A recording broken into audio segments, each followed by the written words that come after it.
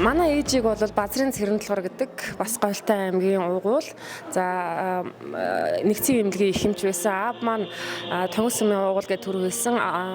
Барилга угсралтын конторын дараагаар бас ингээд Москвагийн комсомолын дээд сургуульд төгсчөөд эргэж төрсөн төсөлтөд очиж ажиллаж ирсэн. За тэр жил бол одоо хоёр давхар байшинг барихад бол ерөнхийдөө хамгийн багадаа нэг жил 2 жил барьдаг байсан юм байлээ. Тэгээ манай аав барилга угсралтын конторын дарга байхдаа тэр одоо байрыг 2 давхар байрыг 6 сарын дотор барьж ашиглалтанд оруулж үйл ажиллагаа явуулж исэн юм сайхан түүхийг бас мэддэг. Яг одоо ах トゥ нараараа бид нар бол одоо Тонгос сумынхаа аавынхаа нутгийн 100 жилийн ойд ер нь оролцсноо гэсэн цагаан сараар бид нар ингээд ярилцсан. За Тонгос сумынхаа 100 жилийн ойд очин. За энэ удаад бол би ганцаараа одоо төлөөлж ирсэн. За ах トゥ нартайгаа нийлж байгаад бид нар бас зөвлөлдөөд ханд мөнгө бас өгнө. Одоо энэ удаад бол би бас нэг өөрийнхөө зүгээс сая төгрөг хандуулахаар ингээд ирсэн байна.